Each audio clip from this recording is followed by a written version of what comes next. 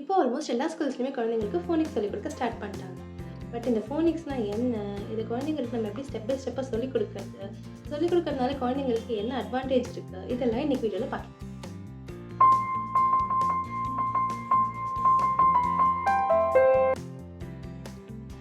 ஃபோனிக்ஸ்னால் என்னென்னு பார்த்தீங்கன்னா, ஒரு லெட்டரோட சவுண்டுக்கும் நேமுக்கும் உண்டான ரிலேஷன் தான் ஃபோனிக்ஸ்.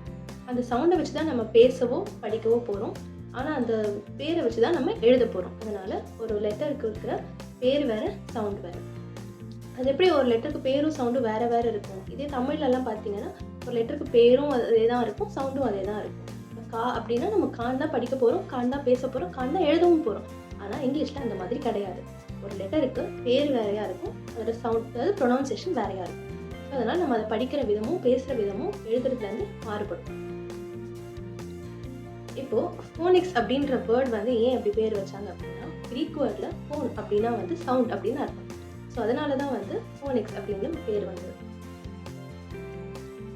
ஃபோனிம்னா என்னன்னு பார்ப்போம். அதாவது the smallest unit of sound. ஒரு எழுத்துக்கும் உண்டான சவுண்ட் அப்படிங்கிறத வந்து நம்ம ஃபோனிம்னு சொல்லுவோம். கிராஃபீம் அப்படின்னா என்னன்னா, ஒரு எழுத்தையும் நம்ம எப்படி எழுத போகிறோம் அதுதான் வந்து கிராஃபீம்னு சொல்லுவோம். அதாவது அந்த எழுத்துக்குன்னு ஒரு பேரும் சவுண்டு கொடுத்துருக்கோம்ல, அது மாதிரி அந்த சவுண்டை நம்ம ஃபோனிம்னு சொல்லுவோம். அது வந்து எப்படி எழுதணும் அப்படிங்கிறத வந்து நம்ம கிராஃபீம்னு சொல்லுவோம். ஸோ சவுண்டை வச்சு வர எல்லாத்துக்கும் நம்ம வந்து அந்த ஃபோனுன்ற வேர்டை வந்து நம்ம பார்க்கலாம். அதாவது இப்போ எப்படி நம்ம சயின்ஸில் வந்து ஃபால்ஸ் அப்படின்னா நம்ம சூடோ அப்படின்ற அந்த வேர்டை நம்ம பார்ப்போமோ, அது மாதிரி சவுண்ட் அப்படின்னு வர எல்லா இடத்துலையும் நம்ம ஃபோன் அப்படின்ற வேர்டை பார்க்கலாம். ஃபார் எக்ஸாம்பிள் நம்மளோட ஃபோனிக்ஸ், ஃபோனிம், ஃபோனாலஜி, ஃபோனோகிராஃப் இதெல்லாம். இப்போ நம்ம வந்து ஒரு எழுத்துக்கும் பேர் வேறு, சவுண்ட் வேறுங்கிறத பார்த்தோம். ஸோ அப்போ வந்து இங்கிலீஷில் மொத்தம் எவ்வளோ லெட்டர்ஸ்னு கேட்டிங்கன்னா 26 லெட்டர்ஸ். அப்போ 26 லெட்டர்ஸ்க்கு 26 நேம்ஸ் அண்ட் 26 சவுண்ட்ஸ் தான் இருக்கா அப்படின்னு கேட்டிங்கன்னா கிடையாது. 26 லெட்டர்ஸ் தான் இருக்குது, ஆனால் அதுக்கான சவுண்ட் வந்து மொத்தம் 42 சவுண்ட்ஸ் இருக்குது. ஒரு எழுத்தும் தனித்தனியாக ப்ரொனவுன்ஸ் பண்ணும்போது ஒரு சவுண்டு கொடுக்கும்.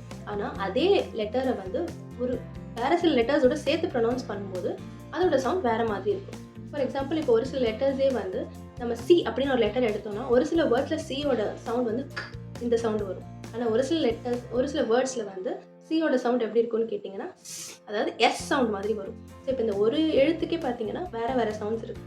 இந்த மாதிரி ஒரு சில லெட்டர்ஸ் வந்து தனக்கு 2 to 3 சவுண்ட்ஸ் இருக்கும். அண்ட் ஒரு சில லெட்டர்ஸோட சேர்த்து ப்ரொனவுன்ஸ் பண்ணும்போது அப்பயும் அதோட சவுண்ட்ஸ் வந்து மாறுபடும்.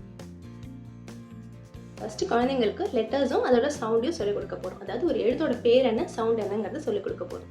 இதுக்கு அடுத்தது நம்ம என்ன சொல்லிக் கொடுக்க போகிறோம்னு கேட்டிங்கன்னா, அந்த லெட்டரை எப்படி எழுதணும், அதாவது அதோட பேர் தெரிஞ்செடுத்து அதோட சவுண்டு சொல்லியாச்சு. இப்போ ஏ அப்படின்ற ஒரு லெட்டருக்கு வந்து அதோட பேர் வந்து ஏ, ஆனால் அதோட சவுண்டு வந்து அ. அதாவது ஆப்பிள், ஆண்ட் அதுலலாம் எப்படி சொல்ல போகிறோம், அ அ அதுதான் அதோட சவுண்டு. இப்போ அடுத்து அந்த லெட்டரை வந்து நம்ம எப்படி எழுத போகிறோம் அப்படிங்கிறது குழந்தைக்கு சொல்லிக் கொடுக்கணும். அதுக்கு அடுத்தது வந்து நான் வந்து இப்போது ஒரு எழுத்தையும் தனித்தனியாக படிச்சுட்டு அந்த இதை மொத்தமாக சேர்த்து வந்து ஒரு வேர்டாக அந்த குழந்தை படிக்கணும். இதுக்கு பேர் தான் blending. For example a cat அப்படிங்கிறத குழந்தை வந்து சேர்த்த மாதிரி படிக்கணும். ப ஏ ட பெட் அப்படின்னு மொத்தமாக ஒரு வேர்டை படிக்கணும். இதுக்கு பேர் தான் பிளெண்டிங். இப்போ அடுத்து செக்மெண்டேஷன். இப்போ நான் பெட்ன்ற வேர்டை கொடுத்தேன்னா அதை வந்து ஸ்ப்ளிட் பண்ணி 3 படிக்க தெரியணும் குழந்தைக்கு. ப ஏ ட அதாவது பெட்டுன்றதை ஒன்று தனித்தனியாக படிக்கணும். கேட் அப்படின்னு கொடுத்தோன்னா ஆட் இப்படி தனித்தனியாக படிக்கணும். இதுக்கு அடுத்தது வந்து ட்ரிக்கி வேர்ட்ஸ். ட்ரிக்கி வேர்ட்ஸ்னால் என்னென்னா, இப்போ இந்த வேர்ட்ஸ் எல்லாம் வந்து குழந்தைங்களை வந்து நம்ம அந்த சவுண்ட்ஸை வச்சு படிக்க சொல்லலாம், எழுத சொல்லலாம். இப்போ நம்மளாம் எப்படி ஒரு வேர்ட்ஸையும் வந்து ஸ்பெல்லிங்ஸ் வச்சு மனப்பாடம் பண்ணி படித்தோம், அந்த மாதிரி வந்து இந்த ட்ரிக்கி வேர்ட்ஸ் எல்லாம் மனப்பாடம் பண்ணி தான் படிக்க முடியுமே ஒழிஞ்சு அதோட ஸ்பெல்லிங் சவுண்ட்ஸை வச்சு படிக்க முடியாது. இந்த வேர்ட்ஸ்க்கு பேர் தான் ட்ரிக்கி வேர்ட்ஸ். இப்போ ஜாலி ஃபோனிக்ஸில் நம்ம என்ன பண்ண போகிறோம்னா, இந்த எல்லா ட்ரிக்கி வேர்ட்ஸ் ஆகட்டும், இந்த எல்லா கான்செப்ட்ஸ் ஆகட்டும் எல்லாத்தையுமே குழந்தைங்களுக்கு ஈஸியாக சொல்லிக் கொடுக்க போகிறோம். இப்போ நம்ம வந்து ஒரு இது ஸ்பெல்லிங்ஸோடய படிக்கும்போது நம்ம வந்து அந்த ஸ்பெல்லிங்ஸை மறக்கிறதுக்கான சான்சஸ் அதிகம். ஸோ நம்ம அந்த இது வேர்ட் எழுதும்போது படிக்கும்போது ஸ்பெல்லிங் மிஸ்டேக்ஸ் பண்ணிடுவோம். இப்போ குழந்தைங்க வந்து சவுண்ட்ஸ் வச்சு படிக்கும்போது குழந்தைங்க வந்து அந்த கான்செப்ட்ஸை ஈஸியாக ஞாபகம் வச்சுப்பாங்க. ஸோ அவங்க வந்து எந்த ஸ்பெல்லிங் மிஸ்டேக்ஸும் பண்ணாமல் எழுத முடியும். இது ஒரு அட்வான்டேஜ். இன்னொரு அட்வான்டேஜ் என்னென்னு கேட்டிங்கன்னா, குழந்தைங்க வந்து ஸ்பெல்லிங்ஸை வந்து சவுண்ட்ஸோடு படிக்கும்போது குழந்தைங்களுக்கு எந்த ஒரு புது வேர்டு கொடுத்தாலுமே அவங்க வந்து அந்த ஸ்பெல்லிங்ஸை வந்து கரெக்டாக எழுதுறதுக்கான சான்சஸ் அதிகம். மிஸ்டேக்ஸ் பண்ணுறதுக்கான சான்சஸ் ரொம்பவுமே கம்மி.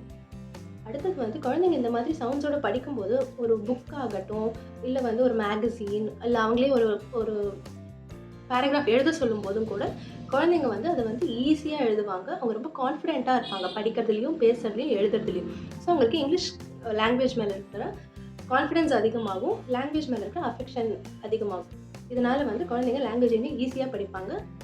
அண்ட் இந்த ஜாலி ஃபோனிக்ஸில் நம்ம ஒரு லெட்டருக்கும் வந்து ஒரு சாங், அதாவது ஒரு ரைம்ஸ் அண்ட் ஒரு ஸ்டோரி வச்சு சொல்லிக் கொடுக்க போகிறோம். அண்ட் ஒரு எழுத்துக்கும் ஒரு ஆக்ஷன் இருக்குது. இந்த மாதிரிலாம் சொல்லிக் கொடுக்கும்போது குழந்தைங்களுக்கு படிக்கிறது ரொம்ப எங்கேஜிங்காக இருக்கும். ஸோ எல்லா குழந்தைங்களும் கண்டிப்பாக ஃபோனிக்ஸ் படிக்கணும்.